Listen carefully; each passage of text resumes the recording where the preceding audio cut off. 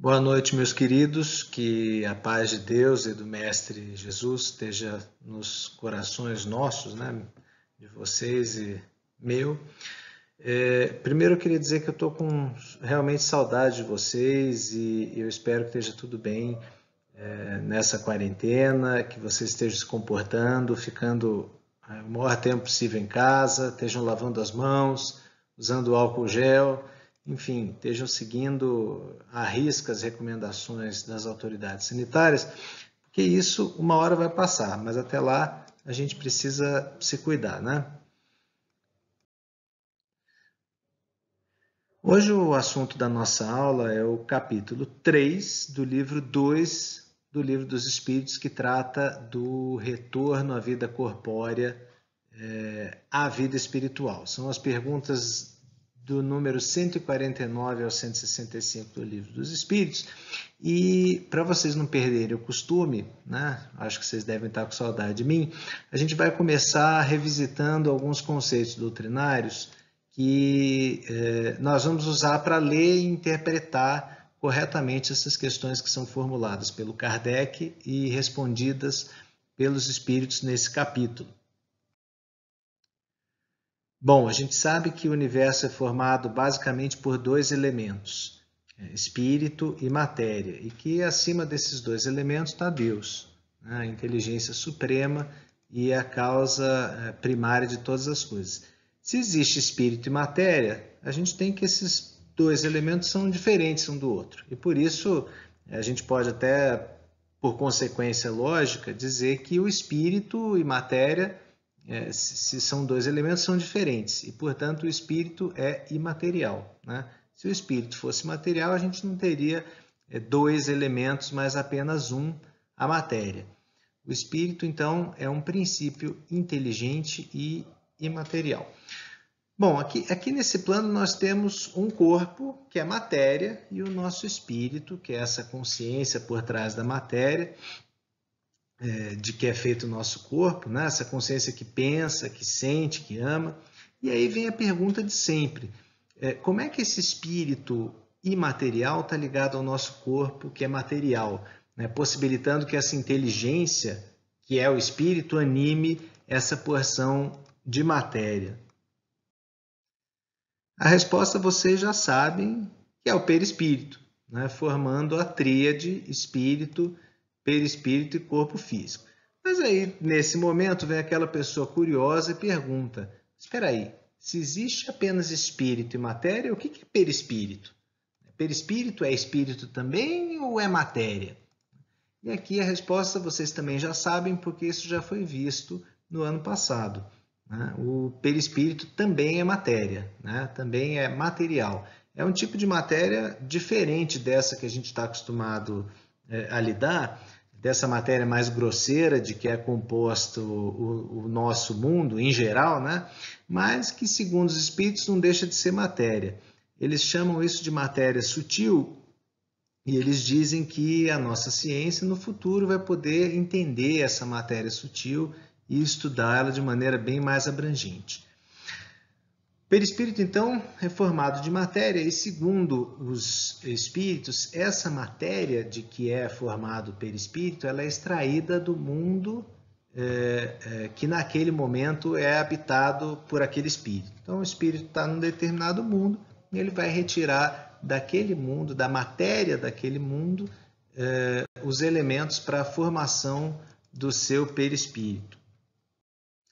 Aqui um outro ponto importante: o espírito é eterno, né? Uma vez que ele é criado por Deus, ele dura para sempre. O corpo físico já, por outro lado, como nós sabemos também, já é passageiro, né? Ele é criado e destruído. E no nosso caminho evolutivo, a gente pode encarnar diversas vezes. E aí, nessas encarnações, a gente vai ter oportunidade de aprendizado acelerado, a gente já viu isso também, né? O processo de retorno à vida corporal, enfim. Por que isso é tão importante? Porque realmente a encarnação é um processo de aprendizado acelerado, né? E focado. A gente foca nas lições que a gente veio aprender. Tudo isso graças ao planejamento encarnatório que a gente faz, mas também por conta daquela maravilha, daquele grande benefício que nós temos, que é o véu do esquecimento, né? Todos esses conceitos a gente já trabalhou em outras aulas, né? Bom, mas se a gente nós já encarnamos diversas vezes, isso quer dizer que em cada uma dessas encarnações a gente teve um corpo que nos serviu por algum tempo que depois deixou de existir, foi destruído, né? O corpo que é passageiro. Então, no final de cada encarnação, a gente passou por um processo de separação do nosso espírito, né? Por meio do seu perispírito, e o corpo físico. E é precisamente esse fenômeno de separação que ocorre entre o nosso espírito e o nosso corpo material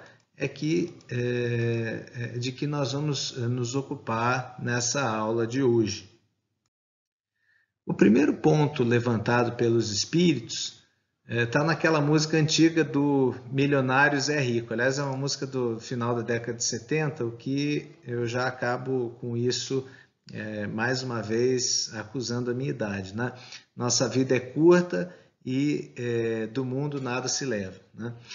Bom, quando os espíritos falam que do mundo a gente não leva nada, né, quando nós desencarnamos, eles não estão falando, usando uma expressão motivacional ou de autoajuda, e muito menos uma licença para a gente sair, já que a gente está falando até em coisa antiga, em coisas mais antigas, mais vintage, né?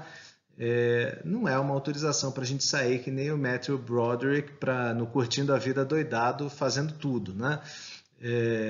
O sentido, na verdade, de que a gente não leva nada desse mundo é que a gente está aqui para aprender por meio de provas e expiações e que a gente não vai levar daqui nada de material, a gente vai levar essas nossas experiências, os nossos sucessos e os nossos insucessos também, né? Daí vem as consequências nas vidas posteriores dos sofrimentos ou se não dos benefícios que a gente acaba tendo, né? Essa ponderação é bem importante porque a forma como esse desenlace vai ocorrer vai depender muito das experiências que a gente vive aqui durante a nossa encarnação. A separação em si, ela acontece sem dor física, né? O corpo sofre mais na vida do que no momento propriamente da separação do espírito e do corpo, né? O espírito em si esse não sente nada mesmo por conta especificamente desse processo de separação, né? Em geral, a separação acaba representando uma espécie de alívio da dor que o corpo físico estava sentindo ou podia estar sentindo nesses momentos que antecederam o desencarne. Mas, assim, como essa separação vai ocorrer, né, vai depender do esclarecimento e do padrão vibratório de cada espírito. Primeiro ponto importante é em relação ao apego à matéria, né? Se o espírito é menos apegado à matéria, essa separação, na verdade, acontece de maneira bem mais rápida, né? E o espírito tem uma sensação, segundo relatam os espíritos, né, que ditaram as respostas para o livro dos espíritos, né? É uma sensação que nós temos de um suave despertar, né? E geralmente o espírito sente um grande alívio, né? Como se ele tivesse se libertado de uma camisa de força contra a qual ele vinha se debatendo há muito tempo. Agora, se por um lado quem é menos apegado tem essa vantagem, os espíritos mais apegados à matéria, aí nessa separação o processo é um pouco mais demorado, né? E mais sofrido. Nesse caso é comum que o espírito veja seu corpo depois de desencarnar e não entenda exatamente o que aconteceu, né? E ainda vai tentando, obviamente sem sucesso, falar com os encarnados, especialmente os entes queridos ou as pessoas que estão próximas do corpo, para buscar a explicação. E só depois ele começa efetivamente a perceber o que aconteceu. No Livro dos Espíritos existe um relato, aliás é um relato meio triste, mas isso é dito, né? Então que em alguns casos mais extremos de apego à matéria, alguns espíritos passam pelo que eles chamam de horror de ver os seus antigos corpos se decomporem, né? Isso, obviamente, deve ser uma sensação terrível. Mas isso acontece com quem é muito apegado à matéria e quem tem, eventualmente, pouco esclarecimento, né? Como nós estamos aqui estudando, muito provavelmente, se nós já tivermos passado por isso antes, não deve ter sido uma sensação muito boa, mas nós estamos aqui exatamente para isso também, né? Para que isso não aconteça de novo com a gente. Bom, quanto à forma, né, como o desencarne acontece, os espíritos relatam ainda que, no caso de morte natural, isso funciona quase como se fosse uma lâmpada que se apaga, né? É bonito, até poético, né? O desenlace acontece de forma mais sutil. Algum grau de perturbação, porque não é um processo exatamente simples, sempre acontece, mas na morte natural esse grau é bem menor, é bem mais tranquilo. Agora, nas mortes ditas violentas, né, que são causadas por acidente ou de maneira intencional por outra pessoa, essa separação acaba acontecendo de uma maneira um pouco mais abrupta, né? Então é muito comum que os espíritos, nesses casos de morte acidental ou violenta, que eles demorem um pouco mais para entender o que está acontecendo. Muito embora o desencarne coincida com o fim da vida orgânica, nem sempre essas duas coisas acontecem de maneira tão simultânea. Em alguns casos, os espíritos relataram um fenômeno que descreve, sob o ponto de vista espiritual, mais ou menos o que acontece na morte cerebral. Quer dizer, o espírito se desconecta do corpo, mas o corpo ainda por algum tempo continua, entre aspas, vivo, né? Com o coração batendo.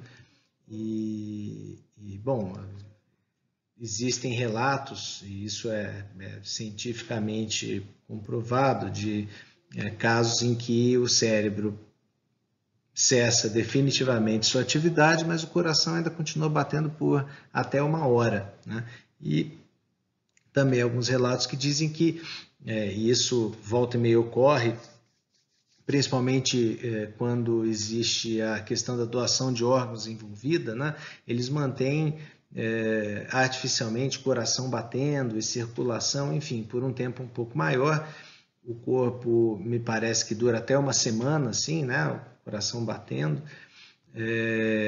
artificialmente, para que eles possam retirar no momento apropriado os órgãos. Mas o cérebro já parou, né? Então, em suma, o desencarne acontece normalmente ao mesmo tempo que o fim da vida orgânica, mas isso não vai ocorrer necessariamente em todas as vezes, e aí está o fenômeno da morte cerebral para provar isso. Esse é um assunto que os médicos certamente vão poder explicar melhor para vocês.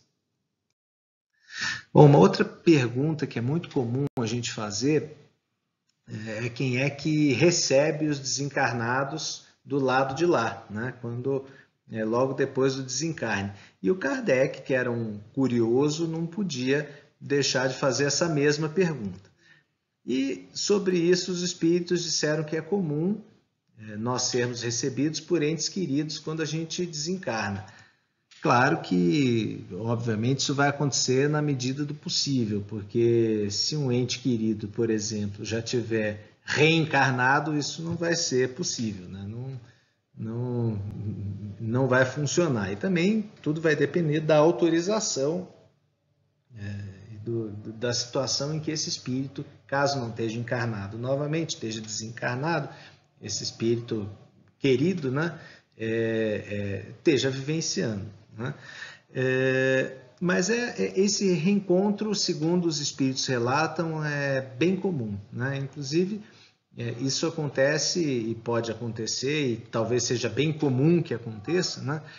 Com espíritos queridos com os quais a gente não interagiu aqui nessa passagem, né? Mas assim que isso é relatado, assim que esse reencontro ocorre, a sensação de felicidade descrita pelos espíritos de reverem seus entes queridos, inclusive aqueles dos quais tinham temporariamente se esquecido, é incrível. Kardec também perguntou como é que funcionam as mortes coletivas, né? Se todos se separam do corpo ao mesmo tempo, se todos, numa morte simultânea, readquirem a consciência de que já não estão mais encarnados ao mesmo tempo. E os espíritos dizem, acho que a resposta é meio óbvia, de acordo com o que nós já vimos nos slides anteriores, mas isso acontece no ritmo de cada espírito, né? Vai depender da forma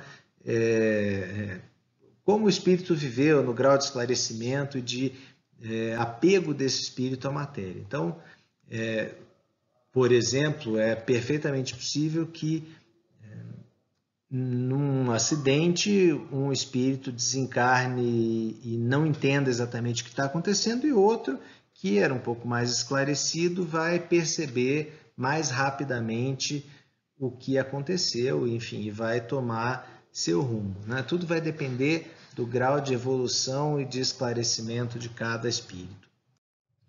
Bom, e para encerrar a nossa aula de hoje, né, Kardec pergunta também sobre a tese dos panteístas, né, uma tese que nasceu de escritos filosóficos. Na verdade, ela já existe há muito tempo, mas ela foi meio que consolidada por um filósofo chamado Benedito Spinoza. Ele era judeu, de origem portuguesa, que acabou migrando para a Holanda, e lá ele viveu, né? Segundo essa tese, tudo é Deus, né? Então, quando a gente desencarna, como tudo é Deus, né? O nosso espírito retorna a esse todo que é Deus, e ele perde meio que a identidade e a individualidade. É como se isso essa metáfora é usada no próprio Livro dos Espíritos, como se uma gota de água fosse jogada no oceano, quer dizer, iria se dissolver e perder totalmente a identidade como gota, né?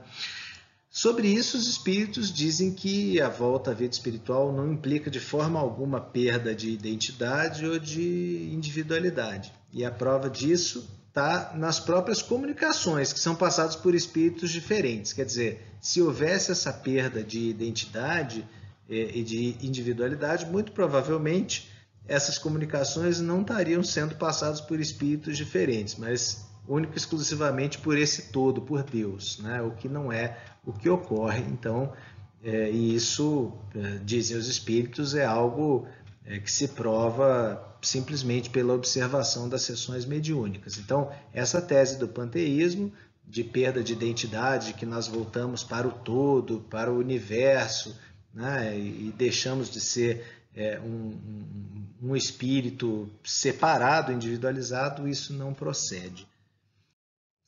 Bom, pessoal, então é isso.